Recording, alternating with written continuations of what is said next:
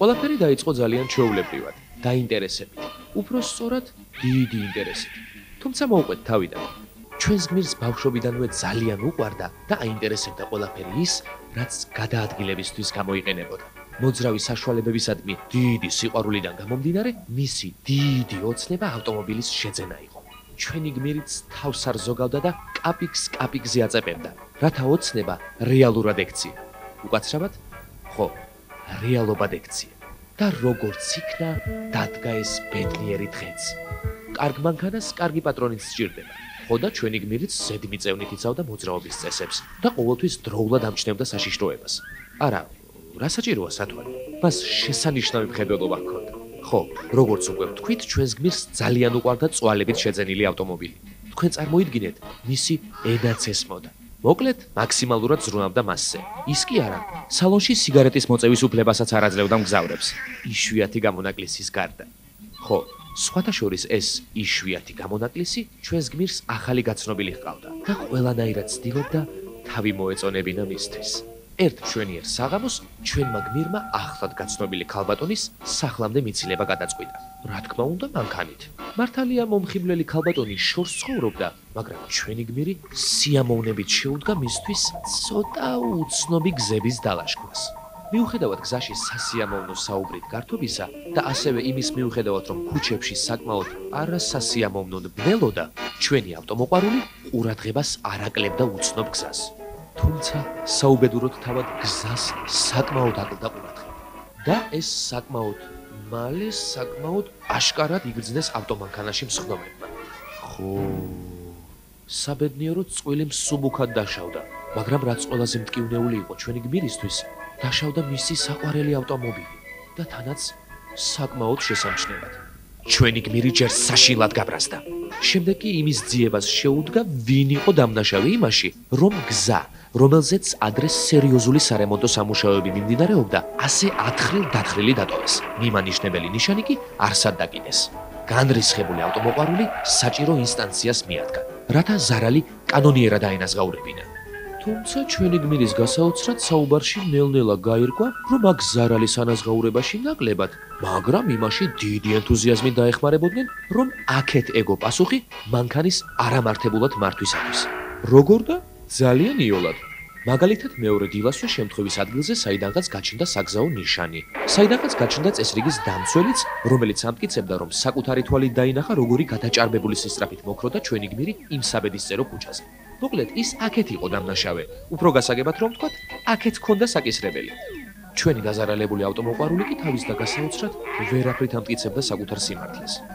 ასე რომ იძაბება სიტუაცია და ჩვენი გმირი საკმაოდ უცნაური და რაც მთავარია, გამოუვალ მდგომარეობაში აღმოჩნდა. სამწუხაროდ.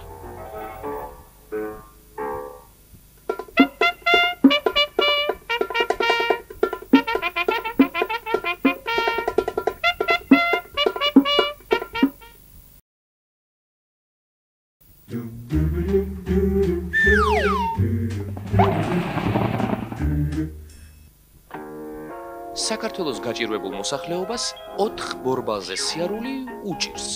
მეტნაკლებად. სამაგიეროდ არავის უჭირს მართვის მოწმობის შეძენა. ეხლა თუ ფული გაქვს მართვის მოწმობას კი არა, ყველაფერს გააკეთებას. ერთი სიტყვით იყიდე მოწმობა, მიუჯეგი საჭეს და სულ მწვანეზე გევლოს. ისე ამ ქუჩებში წითელი და მწვანე შუქი კი არა, ლამპიონების სინათლეც იშვიათობაა. გზები კი აბსოლუტურად ამართლებენ მოსაზრებას საქართველოს იშვიათი რელიეფურობის შესახებ. გზაზე, გადამსვლელი არ აჩანს რა, რო გადავდით არ აჩანს არაფერი. იმიტომ ჩაბნელებულია ყველაფერი. ინსპექტორიც მაგას გეუბნება, არ უნდა ააწირო.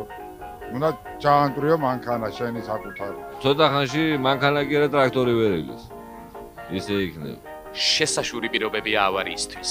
თუმცა საგზაო პოლიციაში დაასკვნეს, რომ თურმე დანგრეული გზები ამცირებს ავარიების რაოდენობას, რადგანაც ასეთ გზებზე მძღოლი უფრო ნელა მოძრაობს. ასე რომ ასფალტის შეუკეთებლობის მიზეზებში მატერიალური კი არა, მორალურ კეთილშობილური ნოტებიც გაჩნდა. გზები მაინც გამინათემთარეო, ამარიდე კაცი ზაბოროთ რა ვქნა მეც ერთ კეთილ ცოდვა სჭარიდე შემომხედე ალიმწვა ქალაქში არსებული ყველა გამართული გზის ნაწილი რომ შეერთდეს, მივიღებთ ტრასას ზომით 2 კილომეტრი და 37 მეტრი. არც ისე შემოწმებული საყოფაცხოვრებო დაკვირვებებიდან.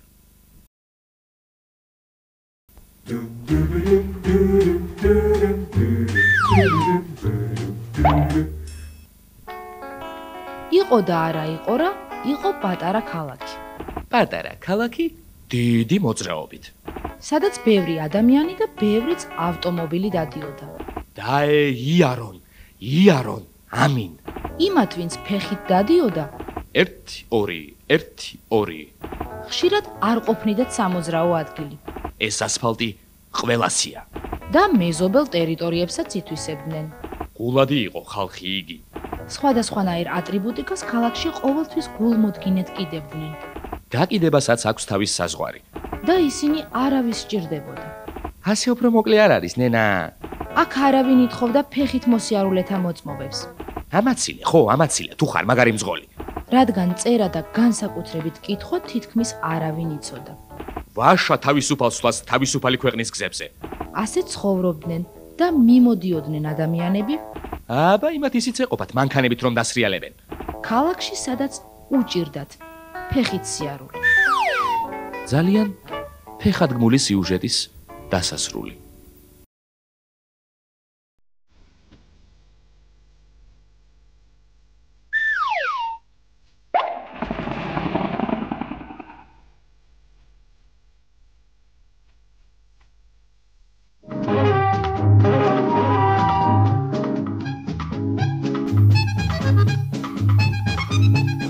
აი, ასე მოძრაობენ საქართველოს დედაქალაქში, თბილისში. ძალიან რთული საკითხია, ძალიან. ქართული ტემპერამენტი თურმე ვერაფრით აძლევს საშუალებას ქართველ მძღოლებს იმ წესებს დაემორჩილონ, რომლებსაც საერთოდ ემორჩილებიან ხოლმე. ზოგიერთს, ასე რომ ვთქვათ, არა აქვს არანაირი პატივისცემა საგზაო პოლიციელისადმი და სპეციალურად არ გვემორჩილება და გარბის გაქცევას აკეთებს. გააჩერე! იცარი. სოდაც რომ გერბინათ ნამდვილად ეწევა. დავეწევადი, ხო? ასეთები მანქანები დადიან. ჩვენ კი ფეხით ვარდიოთ. არც ისე დიდი დრო დასჭირდათ ინსპექტორებს იმის მისახვედრად, რომ მძლეოსნობაში გავარჯიშებით თბილისში მოძრავ ძვირადღირებულ მანქანებს ვერ დაეწეოდნენ. ამიტომ მათ საკუთარი, ასე ვთქვათ, თავგანწირული მეთოდები შეიმუშავეს. ჩვენ მანქანებს ვწირავთ ჩვენ საგზაო პოლიციის სამსახურს. ძალიან არ გვიხარია, მაგრამ ეს ესეა. ზოგი $50,000 მანქანი დადის საათი და იმისთვის ახლა შუგნის წითელფერზე 15-დან 20 ლარამდე არის გადასახადი, 125 მუხლის მეორე ნაწილი. იმისთვის 20 ლარი და 15 ლარი არაფერი არა. გადაიღო, რაღაც უნდა გამკვაცეს. იქნებ ერთხელ კიდევ შეაშინო. შიშის გრძნობა ქართულ ტემპერამენტიან მძღოლებს ნაკლებად აქვთ განვითარებული. არ შემწხვება და ვიტყვი პირდაპირ, რომ აი ესაცა მამის იმედი აქვს და ვიღაცის იმედი აქვს. საწყალი კაცი და ეს აი მოგეხსენებათ ის თხილობს კიდეც რომ არ დაარღვიოს და რო დაარღვიოს კიდეც ის კაცი არასოდეს იმას არ გააკეთებს, არ ზედმეც გეტყვის და ისე ვიჩაგრება საწყალი კაცი. სხვათა შორის არსებობს მძღოლების ის ნაწილიც, რომელიც ნაკლებად იჩაგრება, ან უბრალოდ თავს არ იჩაგრავს. რაც დამიმტრევია, მანქანას უკალმა დამომტრევია. ჩამოვლენ მომკალი ეხლა. ვერ გავაკეთებ მაგას, ზარდი გენსოლებთ, მეტი რა უთხრა. დაწერილ კანონებზე მეტად ქართველი მესაჭეები დაუწერილ კანონებს ემორჩილებიან. მაგალითად, ერიდე ქალს და სამარშრუტო ტაქსის მძღოლებს. ისინი არ დაგინდობენ. ვარიანტი არ არის. რადგან მძღოლებს საკუთარი კანონებით მოძრაობა უფრო ხიბლავთ, დადგენილი წესების დაზეპირებით დიდად არ იწუხებენ თავს. თუ ძალიან ბევრი გვაქვს ის შემთხვევა, როცა მძღოლს ვაჩერებ და გვეკითხება ალალად რომ მე რა დავარღვიე, არ ვიცი საგზაო მოძრაობის წესები და რა დავარღვიე. ცხოწრეა. ლაუაზიეს კანონი. ლაუაზიე ვინ არის? აი ესეთ რჩევა დარიგებებს ვაძლევთ ხოლმე ძალიან ხშირად ჩვენ მძღოლებს. მე კიდე ქრისტიანა ვარ, სასწაული მოახდინო, სამჭკუაშვილი ვარ. ჯოს სწავლა სიკვდიმდე შენია, მუდამ შენთან ამყოფელი. არც ისე თანამედროვე ხალხის ბრძნული დასკვნებიდან.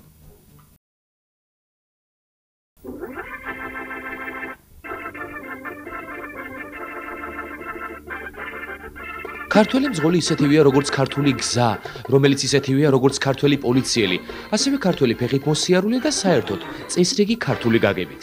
აბა